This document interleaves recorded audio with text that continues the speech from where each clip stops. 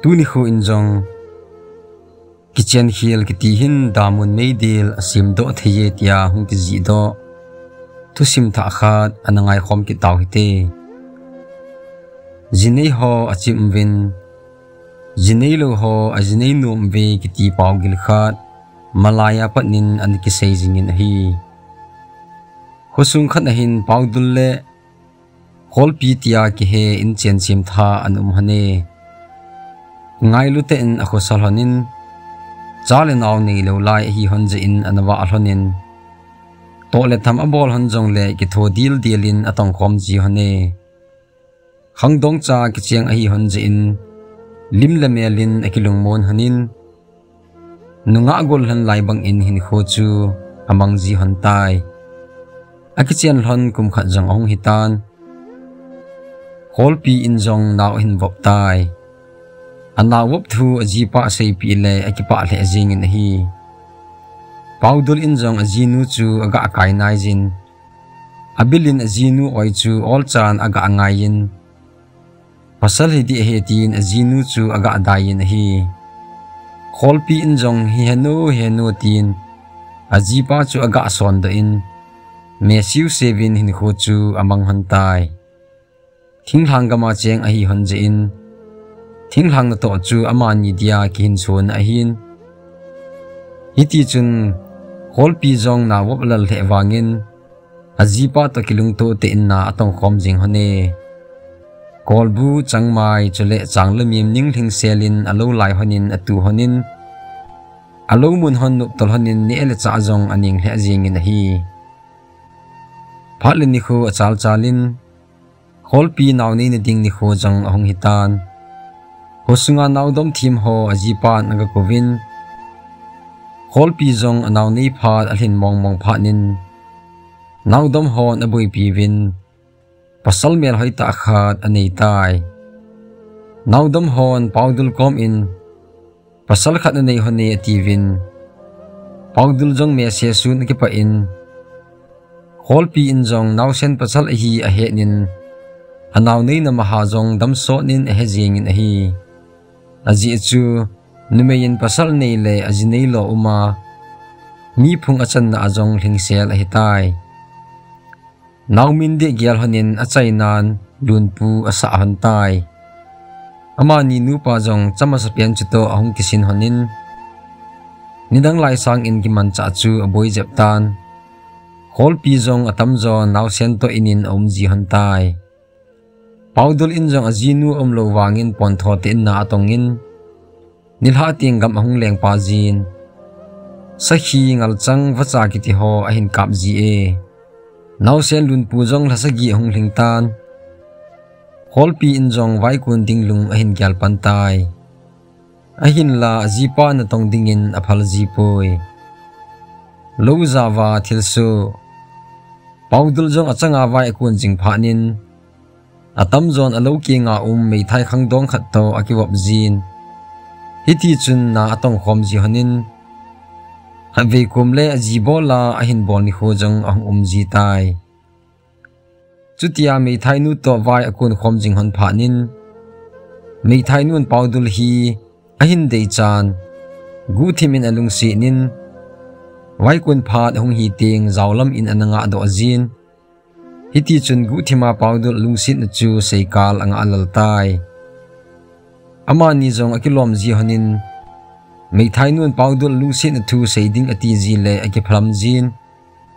hinla achainan imjo talovin ahin sei do tai pawdul in ta san pun to thim hi o in jo khat le khat to win ta san khan ti tin mei thai nu chu adon bunin anui sa tai pawdul in to nan alan mei thai nun wang ata ase hi phalin ni khu achal chalin mei thai nun pawdul jong alhem thatan ji cha tabang in hin kho chu gu thimin ahin mangpan hon tai alang khana khol pi jong na tong mi hi ji in vai ku na ji pa to na to khom kal anga alalin mu chi chi wo ho mu kal jong anga alal tai hiti chun khol pi in jong pawdul kom in heo tu ni la ke yong lo wa hung nge ka ti hi chu mu chi chi wo jang ka mu nom in among monga na ito khom na lozong ahung sot japtan lunghel tabovetin ajipa komin a seitan hile paudul in na hung ngai pui muchi chiwo jong ahoi theyun nang na kilovetin azinu chu aga dayin hile holpi in jong muchi chiwo ho chun nang hoi na jong alo diu ahin kahung mu no me ati phanin paudul in henge kam them ki gong in tin azinu chu phalna apitai hiti chun abonun vai kun din ahung ki pat do tawin logam halo hi je in mate in agal hung win holpi in jong muchi chiwo ho chu aven hoi asa thei le jinge alang khana paudul in alo kom nu amu lo je in gu thim in lung hel na khat ani je holpi in jong changmai san khat alo in mal changa to halin paudul to ani khom in ani chai hon chom khat zo in na tong khom hanin hiti chun chapang to hi hon je in ama ni jong in lama din ahung keman le hon tai holpi jong muchi chiwo chung in alung alhayin ajipa chung in jong akipa hle e holpi luwa chi ni khu chun mei thai nun zawlama paudul ananga kit hin azinu to ahung kelhan phana lampam langa apel do a inlam kile dan ahi chutia paudul azinu to kilung khat ta vai akun khom hanjing phanin mei thai nu din paudul to kiwap khom na om thei tapun chuphanin lungthim phalo khat ahin gyal pantai paudul hi lo ku na hung niting zawlam in nga lovin lo munin anaki nga intin hasete in hin kho anaki manghen lang ei ho jong leki ke mo sa le ipi egel dem tin ama le ma ke ho in lungyal thu te in paudul chu bolding atitai asai bangin jing kamatin an anen lo lang in paudul nga lovin achangin anachi tai paudul jong hi chini kho khel khelin achang in lo ahung ta na hi le mei thai nu alo muna achang sia heseta a anabun chamun aman jong ipidia nei nga lo hita ong nang nu tin aga adongin na hi le mei thai nun jong don but kham jong asapun yet mo sa tin aumin abol ngai chu abol ta na hi paudul in jong mei thai nu chan cho ve na hi le ibiam khat wang ati eti hedo atan aman jong mei thai nu lo mun chu anai lu nin now ipiti na hi ta tu ni chu ki phatlam om bo ve ga ati na hi le mei thai nun jong na mi nu na hin ki pui do zo lo hita na chang se in na hongin na chungin ki pa poi nei bol na tien paudul cho don but tai chuin paudul in jong kate ipila se na nei ki hita hungo bu in ki holim khom ti tin mei thai nu chu ako in bu sung in a ki holim pi tai paudul in jong a thu chu adong in hi le mei thai nun jong hiti hin a hin don bu ne he o nidan khat cha jong na koma kum lo le angol ka bang ji tai midang to nan to khom ji teng ke din lung ki chol du na pun tu kal ke tabo na tong khom din nei gel pi in o tin paudul kom in seitan hi paudul in jong azinu to na to khom ji chu mei thai nu analung phamo hi chu a hin gel do in henge naw tu kal nang tabo ka to khom ding he tai tin mei thai nu chu akwain hiti chun nu pain khu chu mu thein apodo han tai kingai kilung se jong agil che se in paudul jong mei thai nu thang kam in o tan ama din mei thai nu dal ha na ding ha che che tai holpi in mei thai nu le paudul ki wap ji mi ho tu se ya ku na hin hedo ata mei thai nun paudul zawlama ananga ji chu lo za hon hin hetawin gu thima azui ji leo mei thai nu ta chan hon amutawin chuphanin amahon jong azinu holpi kom in asei tawin hi le holpi in jong kedang asan mi tu sei hi ji in ta asna ta nei pun ajipa hungkle ting do ding tin lunggel anei tai ahin la hichinizan chun ajipa hungkle tapun mei thai nu lo in hunggi den tai ajipa in hungkle lo phanin mei thai nu in chuga ven hi le mei thai nu jang anom lo phanin lo zau ho tu sei chu agelin azipa it walji in amit hlin a hin don putai azing na in paudulin sahi khat in kap in imacha he phalo bangin azinu chu aga akovin naw sen nu neimun hitam hung thovin sahi khat ka hin kap me tin azinu chu ongai ta in akota na hi le azinu jong henge tin lup na akunin ahung ke thoin mai lai selin azipa chu alam to tai ahin la kholpi in wang seido theilo lungthim na khat anei tai kholpi in azipa akehu limpi paudol in jong asakap chu aboi pin asim chai phanin imut pha jong hong hitan amani jong akichol du hantai zan ki chol du pha hanin kholpi in jong alungsunga athuja chu azipa paudul adong tai hinla paudul wang akilep cha khe in azinu zo chu oimon mi tu sei po na ta sanham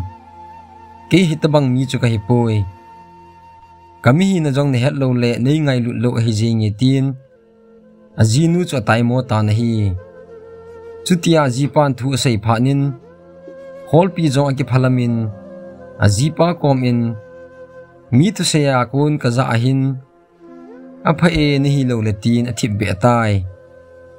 alang khana paudulin azinu thu he chu alungim pitan imumoto mon azan khwa atai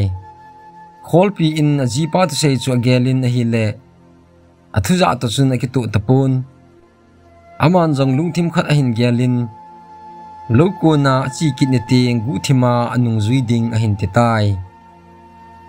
azing ni khon paudul jong lokun din akigongin kholpi le chapa chu adal hakit tai azinu na sei bangin guthimin azuijin nahi le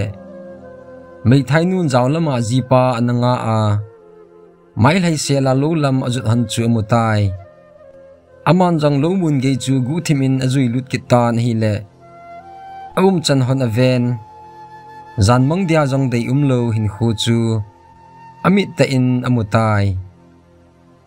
chuphani nama jong lung han le hasit nan abomin azapa kum khat lingbep cha ven boy napan e ni nu cha sangin mei thainu angai lu jatan iham tia nu hi jong leng ka hin umpi zo lo kha le hlase hi intin achapa cha koin lo pa min adil sun ha kamin akap tai paudul le mei thainu ima het han lo wangin kholpi in amit ta honin chan hon ahung mutai hiti chun kholpi jong in lam ahung kilen nilhum ke yin achapa cha ven kehu limpi thailo hi wangin achapa komin alainan athu asayin akap nilhum tai nilha vailhun phat ahung hitan paudul jong gamleng talovin in lam chu hin jon tan hi le kholpi mit pom lewa hin khu anaman chu amun ima hello gisan now ipinati amit pom lewa num hamtin azinu chu adong tan hi le kholpi in lainata in hiti hin don butai heo nadinga ipiga bol khil uma hitia hi nei eng bol jing hitam na chala na ji sangin mei thainu na lungsi jatan ipiti hin kho kaman handing hitam tin azipa chung senan akinejin naw sen kan akap jing tai paudul in jong athil bol ho chu im zo talovin azinu kom in ngaidam athum tai ahin la azinun wang angai lut le wangin azipa ngaidam thum chu asan pi tapoi hiti chun paudul in jong avela kit talodin kitip na nejin azinu kom in taw jing tan hi le jingkho jong ahung wa thatai numei kita hi je in kholpi in achapa kum khat bep chu angai lut le wangin paudul chan jin alai anan aman jong achapa komen thu chaina khat asei pi tai ven boy napa chan jin eini nu cha din khen na kolni su atan kanun e ngai lupoi tin gyal hi benin nanun kahin hom tho in kahin it le jenge ahin la napa chan hoilo ji himai tan te tin achapa cha koin achop in mithilong pumin adal hatai paudul in nau sen nu nei dal hi be in von choi khan khuding gelo na hi mati wangin hol pi wang akinung hei tapoi khosung house hon paudul le mei thai nu chan ahin het da u hol pi na jipa le achapa dal han anung sang ni kile kit tai ti khosung house hon ahin het phat win athu in khol ta win a hi le khosung mi se nan paudul le mei thai nu kilung sit ji a hol pi kinung le hi ti ahin hedo ta win amohon jong paudul le mei thai nu ako win khosung su theng na khat anei sa un chuna chung chonin khosung ada la hon din asai pi ta ve paudul jong alung gim le tan athil to ho angai to le imajo si ama bol khil a hi jin kisi nan adim in ha kan akap tai mei thai nun wang khol pi ki le chu ki jan asal he jenge aji chu paudul te ni pa cha chu ama koma sa ji a nei ding ati e hitai khosung house ho thopi dung zui in paudul le mei thai nu jong khosung dal han mun choma din ahong ki pat do ta ve paudul in mei thai nu chu adal bola adal ha le wangin anung akwa yin azui jin dal ha zo hi lo phanin akichen pi tai mei thai nu lung gyal wang ki panan alo dimin paudul lung gyal wang wan le abang tai mei thai nun paudul te ni pa cha ahin eng bol pan paudul in jong upai het lo phanin mei thai nu chu akichen pi tai mei thai nun jong paudul hi masanga pat anathu zo hi ji in anuya kun sa adei dei loading ahin ti pantai alang khana paudul cha pa lun pu jong thuya thei mai mai hong hitan anu to aniaw laya hi khan hi ji in mei thai nu chu ape na nu dan in agelin ngol thenin hin khu chu amang jinge phalin ni khu achi chin paudul jong thala samlang ahong hitan hiti chun to la tham jong abol zo lo phanin aji tha nu na tai mo jin hol pi to num khom la ya bon na jinu lowa pui ji lowa tua ke nei ki chen pi pha na lowa pha sa nei pui ham tin paudul chu to la tham in akina pi jeng tai chu tian ni khat paudul le ji tha nu kina achapan aza pha nin alung anom tapon aman jong apa kom in ki phalam tin thudo na khat anei tai hepa kanu haya chi a hilaya mi phun sinu to hin khom hi hon ham tin apa chu adong ta na hi le apan jong seiding heva apun achai nan ven boipu nanu chu nang neu laya thi hitan nang khan khuding gyal na aji ka nei kit ahin la ka ji nei hil le e nei ngai damin tin achapa kom in mitli ki thi pumin ngai dam athum tai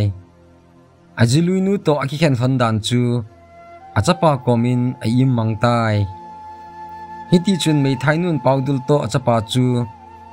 acha na lam hon jo sin ataimon aphun khum jeng tan hi le lun pu jong ni khat hi apa lo ka in alung a hangin anu tha anu chu awata na hi le anu tha anu ahung phunin chapang chawai napa zon ji anu adar a nang le napa khan khuding gyal na a napa jong ka dei mo sa ki chen pi le tua ka hin mi chu pha na ka chunga khot na la ham tin lun pu chu asam sin agaw sapta na hi lun pu in jong napa zon ji a ki ti thu chang chu agelin na hi le alung aboi le tai khaveya ka pa ka do le na nu athitai atp in ipp le ka pa hong lun teng ki dong phan tin lung hang te anu tha anu cha ven adar hatai nil he na pa jong ana to an akun in hong kilen in sung avet le an jong ki hun lo pol di aduanum chu amutan ama jong achol to amo lung hanin azinu chu a hosen numei chawai mi tha se tin aing alovin a hotan hi azinu jong hong phunin nang ni pa kom in kom nom tapoi nang ni neida la hon ding ham kin kada la hon ding ham tin a ji pa chu atu sei ki hlen ka din a sei ta ni hi le lun pu hong lut chenin hepa ipidia ka ko ma zo na seham kanu di ta nei hol do pi lo le kalung jong na mu lo ding he tin apa chu agi ta na hi nang zon ji a ka pin na kanu ta ki khen ka hin koi to zong na him tin apa chu sen sal za ta na hi apan jong sei ding he tapun amo kat din jing tai